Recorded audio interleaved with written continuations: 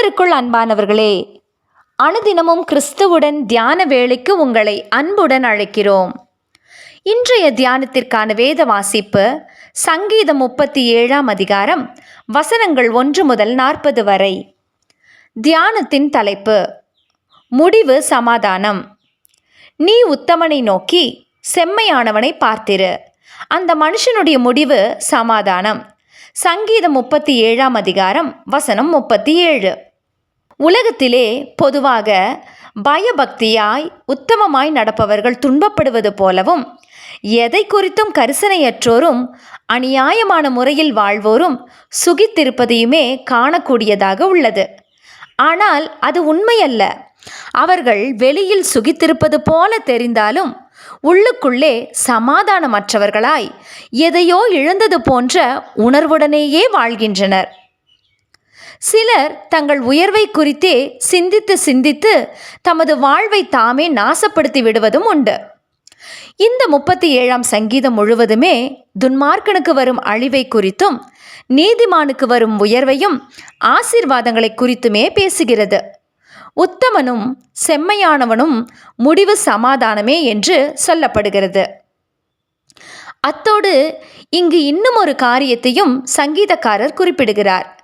நான் இளைஞனாய் இருந்தேன், முதிர் வயதுள்ளவனுமானேன், ஆனாலும் நீதிமான் கைவிடப்பட்டதையும் அவன் சந்ததி அப்பத்துக்கு இறந்து திரிகிறதையும் நான் காணவில்லை. இது எவ்வளவு பெரிய உண்மையாகவும் ஆசீர்வாதமானதாகவும் இருக்கிறது. எனவே அவரை நம்பி விசுவாசத்தோடு வாழும்போது நமது முடிவு சமாதானமே.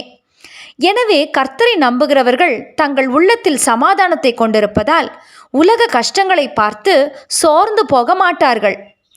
விசுவாசிக்கிறவன் பதறான் என்று வேத வாக்கியம் சொல்லுகிறது.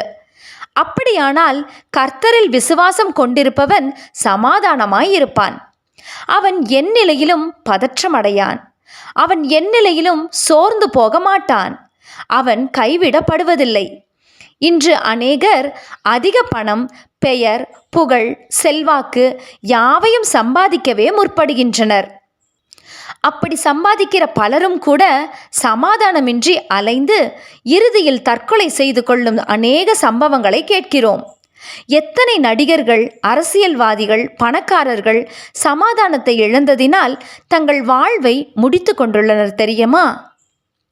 பணத்தினாலும் பேர் புகழாலும் சம்பாதிக்க முடியாத சமாதானத்தை நம் இயேசு தருகிறார். அதை அவர் இலவசமாகவே தருகிறார். பிரியமானவர்களே, நாம் செய்ய வேண்டியது ஒன்றே ஒன்றுதான். சமாதான காரணராகிய இயேசுவிடம் வந்துவிடுவோம். வாழ்வு கொடுக்கும் இயேசு நமக்கு சமாதானத்தையும் அருளுகிறார். துன்மார்க்கருக்கு சமாதானம் இல்லை என்று கர்த்தர் சொல்லுகிறார். ஏசாயா 48ஆம் அதிகாரம் வசனம் 22. ஜெபம் செய்வோமா? அன்பின் தேவனே, எனக்குள் நீர் தந்திருக்கிற உலகம் தரக்கூடாத சமாதானத்தை எந்த சந்தர்ப்பங்களிலும் நான் இழந்து விடாமல் காத்து கொள்ள கிருபை தாரும். ஆமேன்.